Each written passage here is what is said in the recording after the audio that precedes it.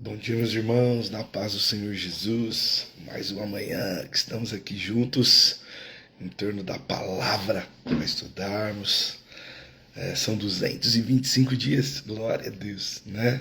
Todos os dias, né? Ininterruptos. Estamos aqui estudando, vendo, compartilhando a palavra e isso nos abençoa demais.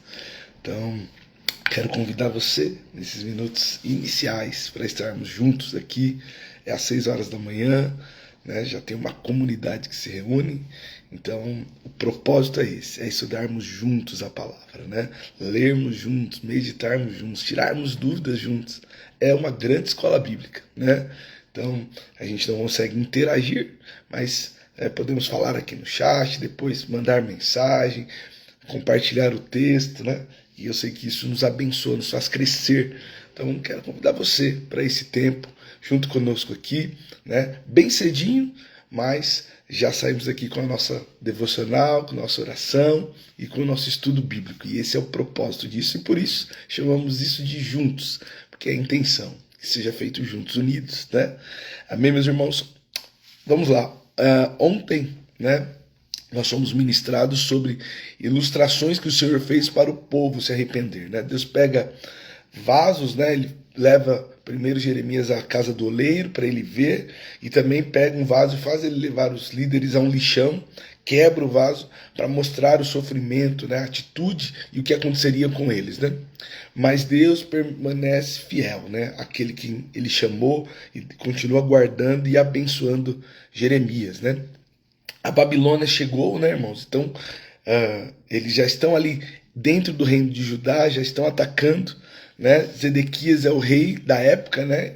E aí, diante ali do momento difícil, ele corre até Jeremias para pedir ajuda, mas a palavra de Jeremias é forte, né? Dizendo que Deus estava ali permitindo que a Babilônia destruísse, né, a terra que Deus deu ao povo, né? Deixasse ela desolada, porque era aquele momento por causa do pecado, né? O juízo que estava acontecendo por causa do pecado, doenças. E aí Deus ainda fala: olha, vocês precisam escolher, ou vocês vão para o exílio, ou os que ficarem vão sofrer com doenças, vão passar dificuldades. Então foi isso um pouco do resumo do que nós lemos ontem, e hoje nós vamos do 22 ao 25, tá bom, meus irmãos? Jeremias 22 ao 25. Vamos começar aqui com o capítulo 22. Deus manda uma mensagem direta ao rei de Judá, né? Então agora Deus pega Jeremias e fala: vai lá e diga diretamente ao rei. E olha só o que ele diz. Jeremias 22, capítulo 2. Ouça essa mensagem do Senhor, rei de Judá, sentado no trono de Davi. Que os servos de todo o seu povo também escutem. Assim diz o Senhor: sejam imparciais e justos. Ajudem os que são explorados e livrem-nos dos seus opressores. Abandonem sua maldade. Não maltratem o estrangeiro, nem o órfão, nem as viúvas. Parem de matar inocentes. Se me obedecerem, sempre haverá um descendente de Davi sentado no trono de Jerusalém. O rei passará pelas portas do palácio em carruagens e cavalos, acompanhando dos seus servos e súditos. Mas se vocês não derem ouvidos a essa advertência, juro por meu próprio nome, diz o Senhor, que esse palácio se tornará um monte de escombros. Então, Carlinha, irmã Maria José, Ari, Deus está aqui dando agora uma palavra, agora direta ao rei. Dizendo: olha, rei, se você parar de ser parcial, começar a ser imparcial, tratar as pessoas que mais precisam como elas merecem, né? Deus vai te abençoar, Deus vai manter você. Mas se você não ouvir a minha palavra e continuar a praticar o que você está fazendo, né, você vai sofrer. O que é o tema central da mensagem, irmãos? Desde o início. E é o tema central para a nossa vida. É a obediência à palavra. Irmãos, tudo se resume em obedecer aquilo que Deus está falando. Para um rei, a preocupação dele era a dinastia, era a continuação do seu reinado. Porque ele reinava, quando ele ficava velho, passava, né, idoso, passava o reinado para o seu filho, e assim se sucedia, né, de geração em geração. Ele via o filho dos seus filhos, eles entendiam que a bênção estava nisso. Quando, irmãos, um reino era interrompido, isso marcava, tanto que nós lemos lá em Reis, né? Olha, aí se levantaram contra ele com 2 anos e mataram esse rei. Isso era terrível, né? Era uma marca na história, né? Então, a promessa de Deus era que teriam descendentes sempre no trono de Davi. Mas como eles foram infiéis, agora Deus está dizendo, olha, se vocês permanecerem fiéis à minha palavra, isso eu vou cumprir. Mas se não permanecerem fiéis, não haverá. Deus está usando Jeremias, irmãos, para profetizar. E ele também profetiza contra o templo, né? Então, ou seja, o templo, o palácio, né, irmão? Templo não, perdão. Palácio era algo suntuoso, irmãos, onde o rei vivia, né? Salomão fez aquilo, cheio de requintes, né? Com a melhor madeira da época, com a melhor estrutura. O que tinha de melhor estava ali. Né? Os irmãos lembram que ele pegava a melhor madeira do Líbano, a melhor ouro de Ofir, ele pegou o que tinha de melhor naquele lugar para construir o seu templo. E agora Deus está dizendo, olha aí só, Jeremias 22, verso 8 e 9. Pessoas de muitas nações passarão pelas ruínas dessa cidade e dirão umas às outras, por que o Senhor destruiu essa grande cidade?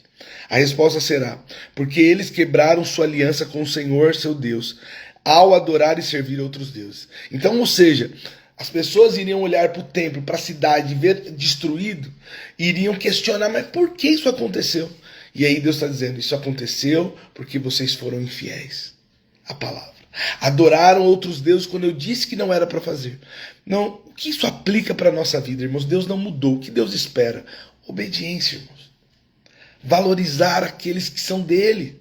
Né, irmãos? Deus escolhe pessoas, que nós tenhamos o nosso coração em Deus, de amar as pessoas, de cuidar das pessoas, de pensar, sabe, irmãos, de não pensar mal, irmãos, sabe? Porque às vezes nosso coração, irmãos, começa a ficar tão, né, dolorido, e aí, ou magoado, ou triste, e aí pensamos mal, e aí falamos, e aí nós vamos sofrendo e vamos criando sofrimento. Isso é para hoje. Então, o que nós precisamos nos comportar? De acordo com a palavra. Obedeça a palavra. Ame o seu próximo. Ame a Deus. Seja fiel ao Senhor. Cumpra com aquilo que Deus tem direcionado, sabe? Pela sua palavra. Estude a palavra para você não errar por falta de conhecimento, sabe? Busque o Senhor. Esse é o desejo do Senhor para as nossas vidas, aplicando no dia de hoje, né? Deus também, irmãos, aqui ele começa a informar o que nós lemos lá no livro de Reis, né? Então vamos ler aqui, ó, Jeremias 22, 10, ele vai informar o que vai acontecer com o rei Jeoacás, né? Ó, não chorem pelo rei morto e nem lamente sua perda.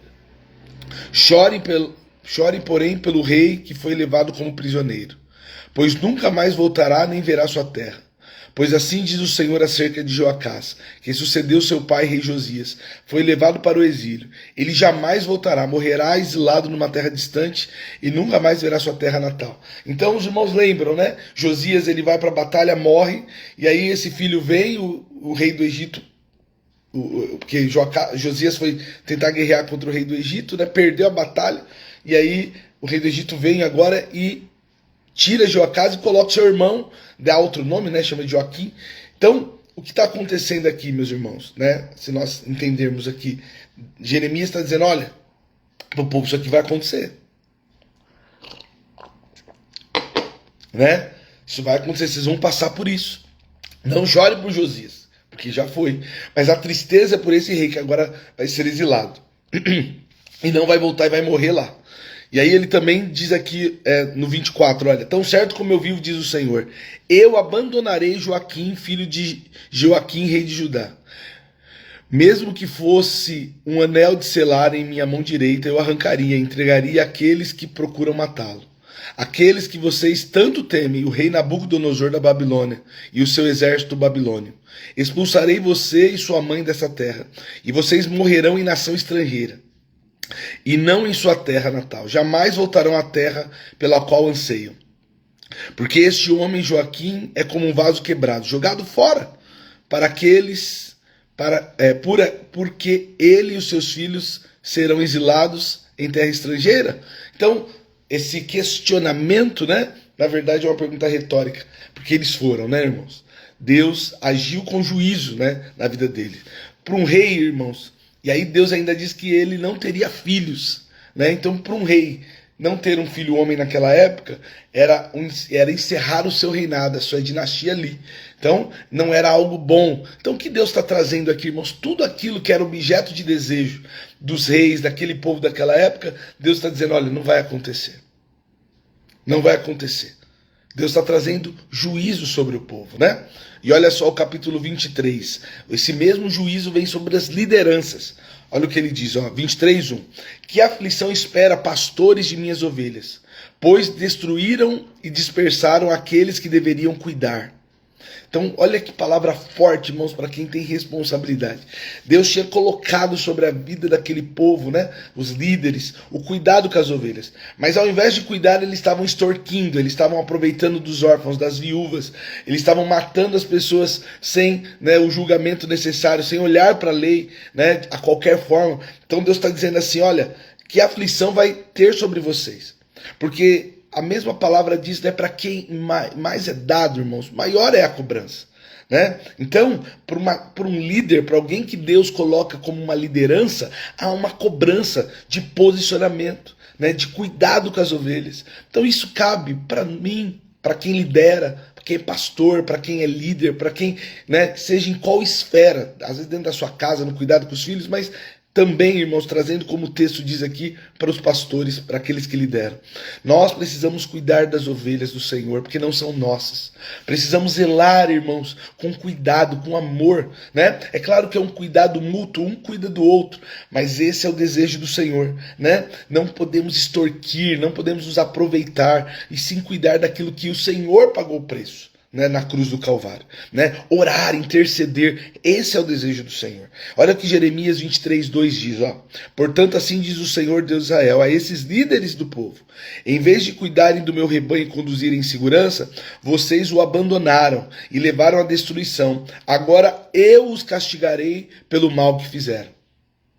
Então, irmãos, né, o Senhor, ele olha para tudo isso. O Senhor não fica quem, irmãos? Quando alguém está caminhando e levando pessoas para o erro, irmãos, é algo sério, né? Por isso que, irmãos, o Senhor, ele levanta os seus pastores. O Senhor dá autoridade, né? Mas nós precisamos estar debaixo da autoridade do Senhor e da sua palavra, né? Para ensinar, para caminhar, para chorar, para ensinar corretamente, né? Jeremias 23:4, olha. Mas Deus faz uma promessa, irmãos. Maurício, Analice, Deus faz uma promessa, Pati. Olha isso. Jeremias 23:4-6. Em seguida nomearei bons pastores, que cuidarão dessas ovelhas. Elas nunca mais terão medo, e nenhuma delas se perderá. Eu, o Senhor, falei, pois está chegando o dia, diz o Senhor, em que levantarei um renovo, um descendente justo da linhagem do rei Davi. Ele reinará com sabedoria e fará o que é justo e certo em toda a terra. E esse será seu nome. O Senhor é a nossa justiça. Nesse dia, Judá será salvo e Israel viverá em segurança. O que Deus está dizendo aqui, irmãos? Essa profecia, ela tem um contexto imediato e um contexto amplo, né? Nós já estudamos um pouco sobre isso, mas o contexto imediato é uma profecia que atende dois momentos, né? Então, o primeiro momento, ela vai atender ao povo quando voltar, depois de 70 anos do exílio. Deus está dizendo assim, olha, eu vou levantar alguém que vai cuidar de vocês, porque era algo que eles estavam vivendo ali.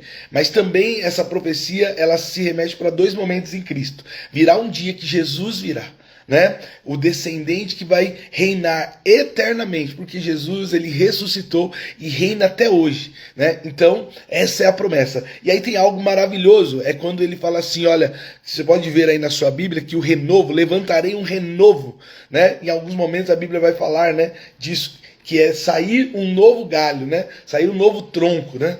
Então, Deus está dizendo quem é o renovo, ele está falando de Deus, de Jesus. E quando ele fala assim que o reino dele não terá fim, né? Será o Senhor da justiça, e Judá será salvo, ele está falando isso sobre a segunda vinda. Porque quando o Senhor vier e reinar por 1000 anos, todas as nações vão se submeter a ele, irmãos. E aí sim o reinado pleno de Jesus vai acontecer e todas as nações vão se curvar diante do Senhor. Então, hoje, irmãos, para aqueles que aceitam, nós já reconhecemos como nosso Senhor. Mas virá o dia que ele virá em glória e ele vai reinar sobre a terra e todas as nações, irmãos, todas as nações vão reconhecer que Jesus Cristo é o Senhor. Amém, meus irmãos? o que ele continua dizendo aqui é um cuidado agora, irmãos, sobre os falsos profetas, né? Então olha só o que ele vai falar aqui, ó, Jeremias 23:11, ó. Até os sacerdotes e profetas são homens corrompidos. Vi atos desprezíveis aqui mesmo, em meu templo, diz o Senhor. Então acontecia, irmãos, aqueles homens que eram levantados para ir apresentar diante de Deus o sacrifício, e aqueles que precisavam ter o entendimento daquilo que Deus estava falando e ensinar ao povo, eles estavam corrompidos. Então Deus está dando uma palavra dura para eles. Está dizendo, olha, vocês vão sofrer, porque vocês deveriam ser os pastores que estavam conduzindo o povo, ensinando o povo, mas vocês não estão fazendo, vocês estão fazendo o contrário. Agora olha o 21, olha. Jeremias 23:21. Não enviei esses profetas, mas eles correm de um lado para o outro. Não lhes deis mensagem alguma, mas ainda assim continuam a profetizar. Aqui há algo sério, irmãos. Deus não havia dado palavra a esses homens. Não eram homens segundo o coração de Deus, mas estavam profetizando. Estavam falando, né? E olha o que Deus diz, olha. 23:30, ó. Portanto, diz o Senhor, sou contra esses profetas que roubam palavras uns dos outros e afirmam que receberam de mim. Então eles ouviam a palavra e falavam que era do Senhor, mas ficavam pegando um dos outros as palavras. Olha. Sou contra esses profetas cheios de lábias que dizem, essa profecia é do Senhor. Sou contra esses falsos profetas. Seus sonhos imaginários são mentiras descaradas que fazem meu povo pecar. Não os enviei e nem os nomeei. Eles não têm nada a dizer a este povo. Eu, o Senhor, falei. Então, ou seja, olha que dura a palavra, Pati, mãe Helena e Wendel. Deus está dizendo, olha, eu não mandei esses profetas. Não fui eu que nomeei eles. Eles não falam em meu nome. Eles estão sonhando e falando coisas. Irmãos, isso é uma coisa importante, irmãos, que acontece nos nossos dias. Né, irmãos? É importante, irmãos, diferenciar, né? Como falamos, a forma que falamos, né? Pois o falso profeta, irmãos, ele é como palha. Pode falar bonito, pode, né? Às vezes até ter ser imponente, mas não alimenta, irmãos. A palha não alimenta.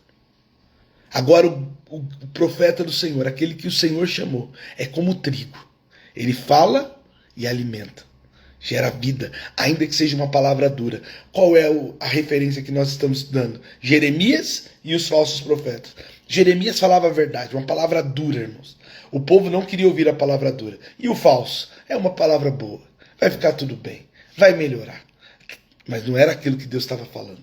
O que nós precisamos, irmãos, é ouvir a palavra, a voz de Deus, né? E aí Deus dá uma palavra, irmãos. Deus está dando essa palavra, né? Para nós hoje termos cuidado. Né? Por isso, irmãos, cuidado, né, irmãos, com aquele eis que te digo, irmãos. Cuidado. Né? Eu sei que é uma expressão, né, de alguém que vai profetizar, mas cuidado, irmãos. E quando for fazer, tenha zelo. Não, se Deus não falou, irmãos, não fala, porque a palavra de Deus é dura. Olha isso, ó, como a palavra de Deus é dura para isso. Parece que é uma palavra para hoje isso, irmãos, mas né? Mas ele estava referindo àquele povo também. Olha isso, Jeremias 23:36, ó. Mas parem de usar a expressão profecia do Senhor, pois alguns a usam para conferir autoridade às próprias ideias e distorcem as palavras de nosso Deus, o Deus vivo, o Senhor dos exércitos. Irmãos, é exatamente o que acontece hoje. A pessoa vem falar, eis que te digo, para dizer que é Deus que está falando, para conferir autoridade. Mas às vezes não é. E aí a gente fica confuso, o povo fica confuso, né? Eu já vi pessoas, irmãos, perdendo casamento por causa de palavras erradas, coisas, irmãos, que não é Deus falando. E aí, pastor, e agora? O que eu faço, irmãos? Nós precisamos estudar e ouvir a palavra do Senhor, irmãos. Deus fala através da palavra dele, sabe? Às vezes você não precisa do eis que te digo. Se Deus um dia quiser fazer, eu não estou aqui, mano, pregando contra. Pelo contrário, eu creio no dom de profecia, meus irmãos. Mas nós não podemos viver à procura dela. Sabe? Não, o pastor tal, o bispo tal, o irmão tal. Não, irmãos, busque a palavra. Vai na palavra, vai direto na fonte, ore, clame, peça para o Senhor falar com você. O Espírito Santo fala no seu coração e fala no seu espírito, e Deus confirma pela sua palavra. E se necessário for, irmãos, na última instância Deus vai levantar um Jeremias para falar com você. Mas, irmãos, não espere ouvir coisas, irmãos, que vão trazer uma alegria para o seu ego, mas não é Deus falando, Ivanildo. Amém, meus irmãos? Então Deus aqui está sendo claro. Cuidado. E para nós, irmãos, se um dia Deus te der uma palavra de conhecimento, cuidado, peça direção, sabe? Não fale, irmãos, apressadamente, porque às vezes uma palavra pode, irmãos, destruir uma vida. Se Deus está falando, fale. Se não é Deus, irmão, você tem dúvida, ore. Fala, Senhor, eu devo falar essa palavra, confirma, me dá direção, mostra na palavra se isso faz sentido, né? E aí, irmãos, fale também com todo cuidado. Amém, meus irmãos? No 24, irmãos,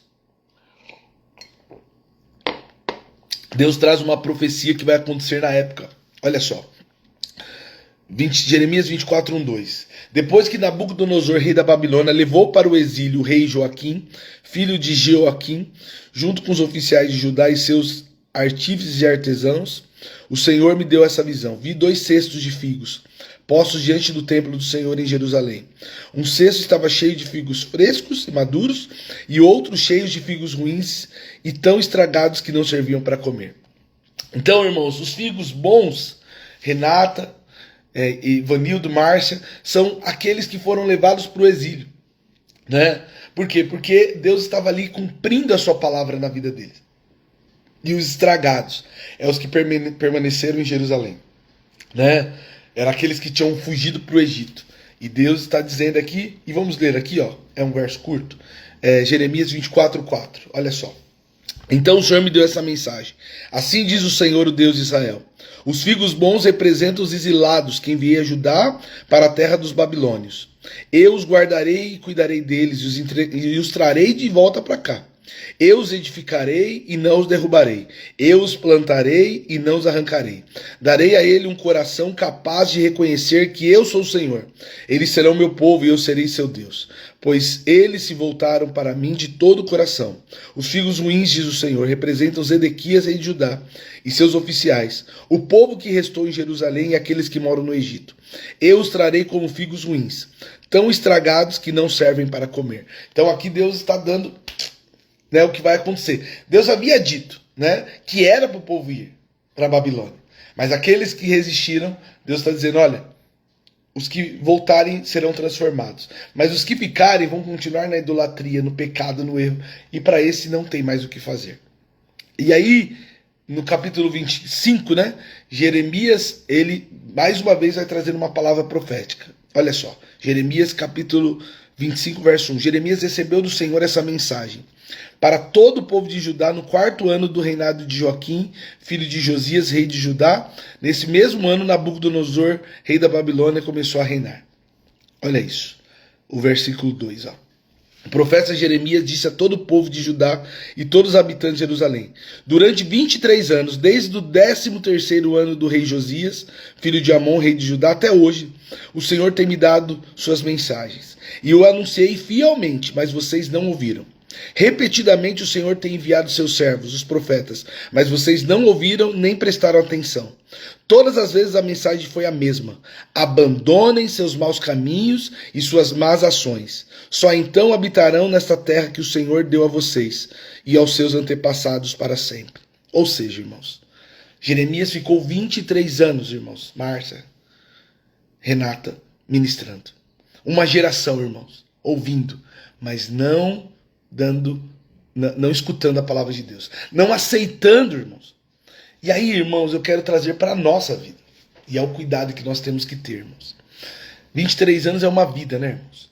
Às vezes é o tempo que muitos de nós aqui temos que nos convertemos, né?